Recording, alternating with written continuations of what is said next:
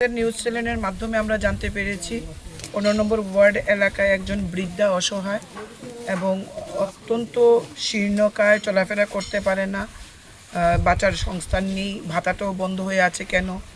তো আপনাদের চ্যানেলের মাধ্যমে দেখে আজকে আমরা এখানে এসে আমরা জানলাম যে 2018 সালে সরকার পরিবর্তন হওয়ার পর আমরা ওনাকে ভাতা দিয়েছি এবং আমরা ওনাকে রেশন কার্ডটা বিপিএল করে দিয়েছিলাম। তো আজকে আমরা এখানে এসেছি, ভাতা কেন বন্ধ, আমি এটা রাজ্যের মাননীয় মন্ত্রী সোশ্যাল ওয়েলফেয়ার, ওনার সাথে আমার গতকালকে ডিটেলস কথা হয়েছে। সবচেয়ে বড় কথা, উনি নিজে নিউজটা দেখে আমাকে উনিও পাঠিয়েছেন। উনি আমাকে বলেছেন আধার কার্ড এবং ব্যাংকের বইটা নিয়ে যাওয়ার জন্য, আমি এটা নিলাম। আর আজকে আমরা এখানে চাল, ডাল, তেল, মশলা, যার আগে সবজি, বিস্কিট, এগুলো সব আজকে আমরা দুটো পরিবারে, একটা ওই অসহায় বৃদ্ধা, আরেকজন অসহায় মহিলা রয়েছেন, ওনারও স্বামী নেই, দুটো পরিবারই আজকে আমরা প্রায় 1 মাসের খাদ্য সোমবার আমরা দিয়ে গেছি, শাক সবজি সব দিয়েছি।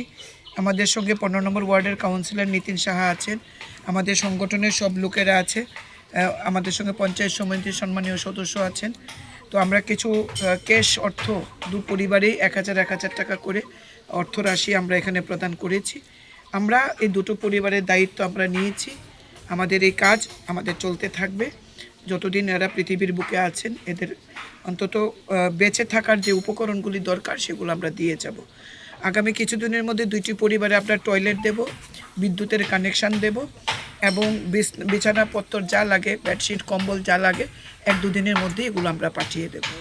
আমাদের ছেলেরা রয়েছে এখানে, সংগঠনের ছেলেরা এই পরিবারগুলির সাথে এমনিতেই রয়েছে। এই ভদ্রমহিলার হাজব্যান্ডের শ্রাদ্ধ শান্তি আমাদের ছেলেরাই করেছে।